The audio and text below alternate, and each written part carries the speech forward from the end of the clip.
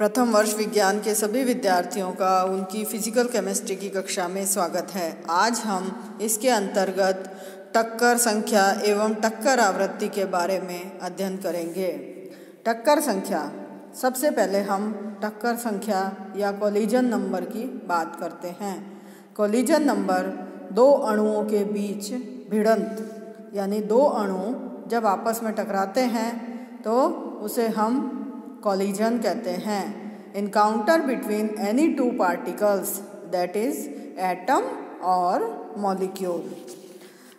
गैसों के अणुगति सिद्धांत के अनुसार गैस के अणु सभी दिशाओं में विभिन्न वेगों के द्वारा निरंतर गतिमान रहते हैं। परिणाम स्वरूप वे आपस में या पात्र की दीवारों से अलग अलग दिशाओं से टकराते रहते हैं। एक सेकंड में अणुओं के द्वारा दूसरे अणु पर मारी गई टक्करों की संख्या को टक्कर संख्या कहते हैं। 1 सेंटीमीटर क्यूब गैस में अणु में उपस्थित प्रति सेकंड टक्करों की संख्या को गैस की टक्कर आवृत्ति कहते हैं। यानी collision frequency is equal to the number of such encounter per unit time called as collision frequency. अर्थात 1 सेकंड में होने वाली टक्करों की संख्या टक्कर आवृत्ति कहलाती है। इसे हम कोलिजन नंबर भी कहते हैं। हाइड्रोजन के लिए 760 mm प्रेशर पर और 20 डिग्री सेंटीग्रेड पर ये 10,000 पर सेकंड होती है। इस टक्कर की संख्या या टक्कर आवृत्ति को हम Z से दर्शाते हैं। अब हम टक्कर की संख्या या टक्कर आवृत्ति की कैलकुलेशन करते हैं। जैसे हाइड्रोजन के लिए 1000 पर सेकेंड कोलिजन नंबर है, तो इतनी ज़्यादा टक्करों को 1 सेकेंड में काउंट करना असंभव कार्य सा प्रतीत होता है। इतनी सारी टक्करें प्रति सेकेंड एक अणु या परमाणु पर चारों तरफ से होने के कारण इनकी गणना एक बहुत ही कठिन कार्य है। अतः ये माना जाता है कि टक्करें वही प्रभावी टक्करें मानी जाएं जो कि राइट एंगल से या 90 डिग्री के कोण से होने वाली होती हैं। अर्थात राइट एंगल से होने वाली टक्करों को ही प्रभावी टक्कर माना जाता है और बाकी टक्करों की गणना को हम अवॉइड कर देते हैं। अतः ये मान सकते हैं कि यहाँ पर कोई भी एटम है, उसका जो डायमीटर है वो सिग्मा है और उस एटम की स्पीड c है। ए अणु है और ए अणु को हम ये मानते हैं कि सबसे पहले ये मानते हैं कि प्रत्येक अणु में टक्कर के लिए मिनिमम 2 अणुओं की आवश्यकता होती है। ये माना जाता है कि ए एक अणु है जो गतिशील है और बाकी सब अणु स्थायी हैं। उनको मानते हुए सबसे पहले कोलिजन निकाला जाता है। तो collision of atom A with other molecules, और ये कब? जबकि दूसरे मॉलिक्यूल स्थायी हैं। तो ये इज इक्वल टू होगा number of molecule per unit volume into volume of collision cylinder. यानी Z is equal to n pi sigma square c। टक्करें राइट एंगल से हैं तो ही प्रभावी टक्करें होंगी। ये एक कॉमन फार्मूला निकाला हमने कि Z is equal to n number of molecule per unit volume और वॉल्यूम ऑफ सिलेंडर हो गया हमारा पाई सिग्मा स्क्वायर c। तो दोनों को हमने मल्टीप्लाई किया तो Z का मान हो गया n pi sigma square c। परंतु टक्करें जो है हमेशा हमने क्या कहा कि राइट एंगल से हों वही प्रभावी होंगी। तो अतः औसत टक्करें एक अणु के द्वारा प्रति सेकंड जबकि वो राइट एंगल से होंगी, तो उसके लिए फॉर्मूला होगा कि इस पूरी वैल्यू में हम अंडर रूट निकाल देते हैं। तो एक अणु के द्वारा प्रति सेकंड होने वाली टक्कर की संख्या हो जाएगी जो कि टक्करें प्रभावी टक्करें हैं। Z is equal to under root 2 pi c bar sigma square n। औसत टक्करों के लिए हम c की जगह पर c बार को या औसत वेग को काम में लेते हैं। यदि प्रति वॉल्यूम में n अणु उपस्थित हों तो अब हम इसको n से मल्टीप्लाई कर देते हैं। तो Z is equal to under root 2 pi c bar sigma square n square के बराबर हो जाएगा। एक बार में हमेशा टक्कर जोड़ों में होती है, अतः जो हमने वैल्यू निकाली वो वास्तव में जितनी वैल्यू होनी चाहिए उससे जस्ट डबल निकल रही है। इसको अब हम आधा कर देते हैं। तो जब हम इसको आधा कर देते हैं तो z is equal to 1/2 under root pi c bar sigma square into n square हो जाएगा। तो इस तरह से फिर z इज इक्वल टू हो गया अंडर रूट 2 ऊपर है और नीचे 1/2 का मतलब हो गया under root 2 into under root 2, 1/√2 into under root 2 और फिर अंडर रूट 2 से अंडर रूट 2 कैंसिल हो जाएगा और डिनोमिनेटर में 1/√2 आ जाएगा।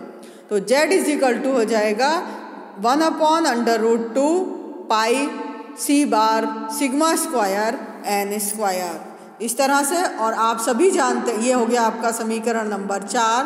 और आप सभी जानते हैं औसत वेग बराबर होता है √8RT/πm के। इसको हम समीकरण नंबर 5 से दर्शाते हैं। तो z is equal to 1/√2 pi √8RT/πm c bar sigma square n square. जब हम इसको सॉल्व करते हैं तो आपका सूत्र हो जाता है समीकरण number 6, z is equal to 2n square sigma square √πRT/m। चूँकि ताप बढ़ने पर गैस के अणुओं का औसत वेग बढ़ता है और दाब बढ़ाने पर प्रति सेंटीमीटर क्यूब में उपस्थित अणुओं की संख्या बढ़ जाती है, अतः ताप बढ़ाने पर और दाब घटाने पर टक्कर आवृत्ति का मान बढ़ जाता है।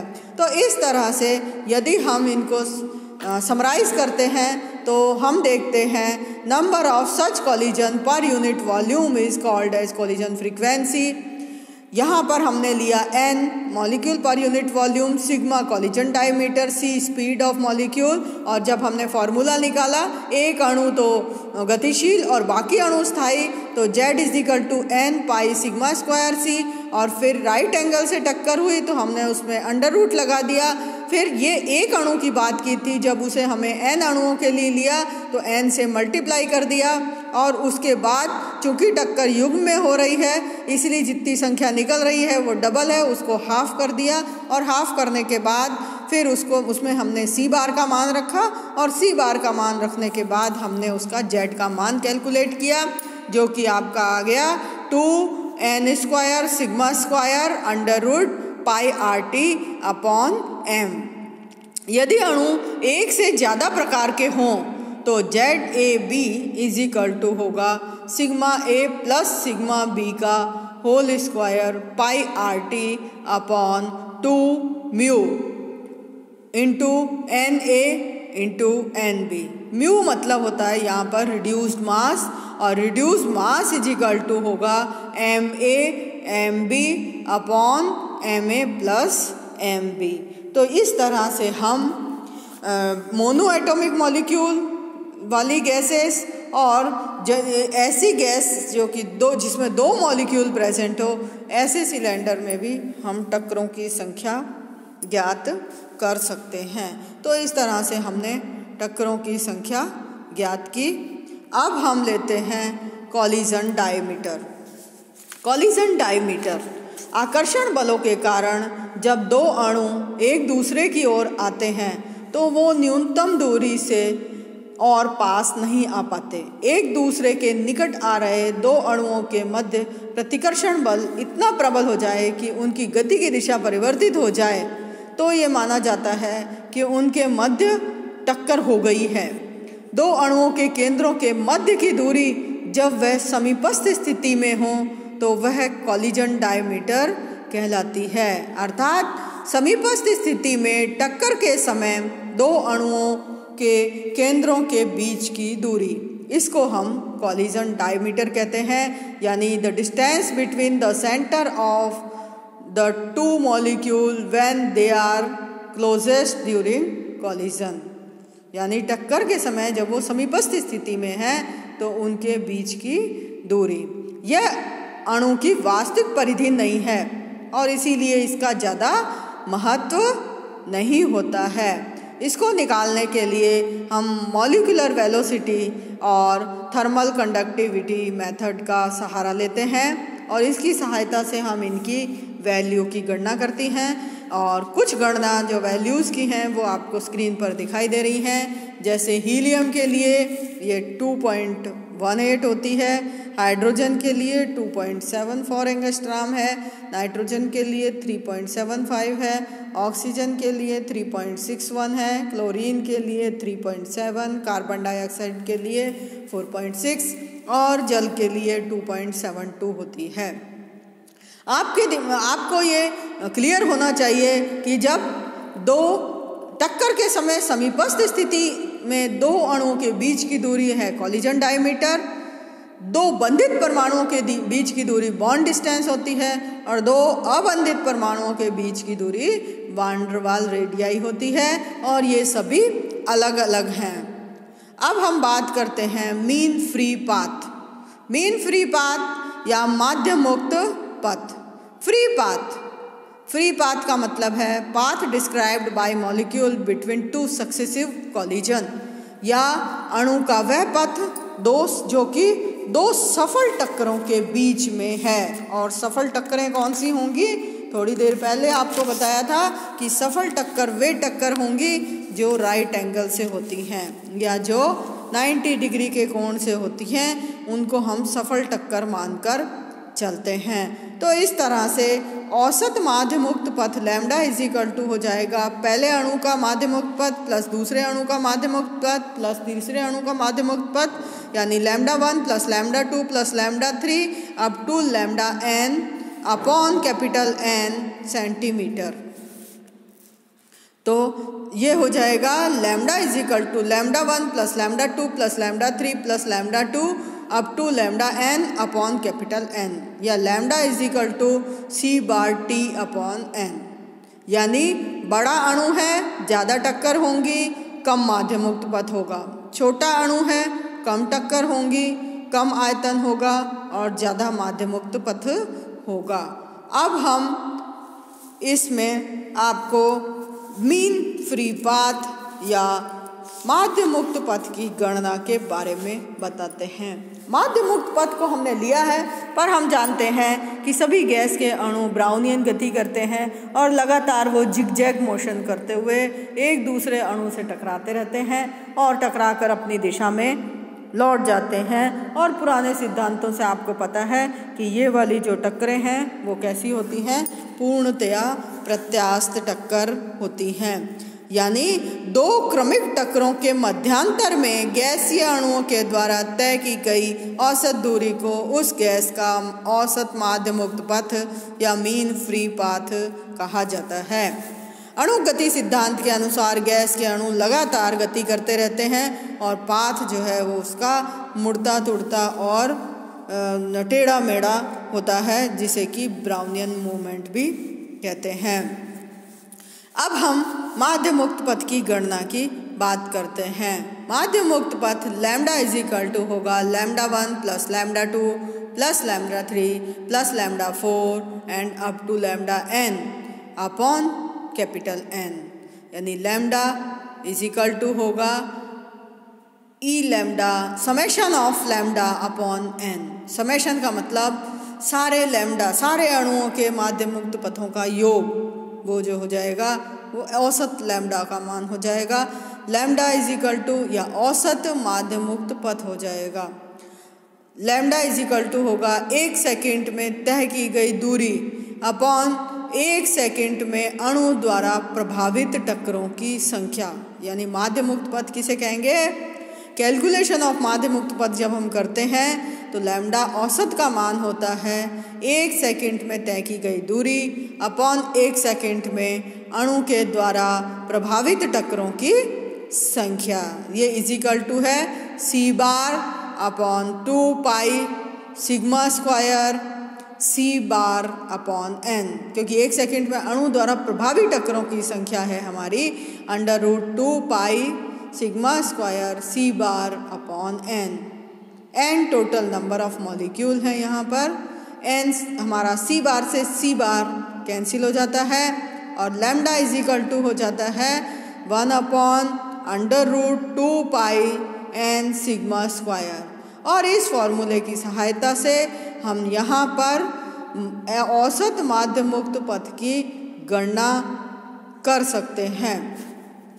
हम जानते हैं PV is equal to nRT हो जाता है और P is equal to PN/N0 RT होता है, क्योंकि N है नंबर ऑफ मोल और वो number of molecule upon total number of molecule के बराबर होगा। तो P is equal to N/N0 RT हो जाता है। यदि हम इसे थोड़ा सा रीअरेंज करते हैं तो N is equal to PN0/RT हो जाता है और ये जो है डेंसिटी ऑफ N मॉलिक्यूल के बराबर हो जाता है। तो इसको हम जो है N को N is equal to ρ/RT से भी रिप्लेस कर सकते हैं। तो lambda is equal to 1/√2 pi ρ/RT into sigma square. इस फॉर्मूले की सहायता से भी हम औसत माध्य मुक्त पथ का मान निकाल सकते हैं या calculation of mean free path करी जा सकती है। तो दो फॉर्मूले हैं जिनकी सहायता से हम औसत माध्य मुक्त पथ का मान निकाल लेते हैं। तो बड़ा अणु होगा, ज़्यादा टक्कर होंगी, कम माध्य मुक्त पथ होगा। छोटा अणु होगा, टक्करों की संख्या कम होगी, कम आयतन होगा, परंतु माध्य मुक्त पथ का मान ज़्यादा होगा। अर्थात lambda is inversely proportional to ρ, mean free path is inversely proportional to density. तो इस तरह से हम माध्य मुक्त पथ की गणना करते हैं। तो इस तरह से आपका गैसेस वाला चैप्टर कंप्लीट हो गया है एक बार तो। धन्यवाद।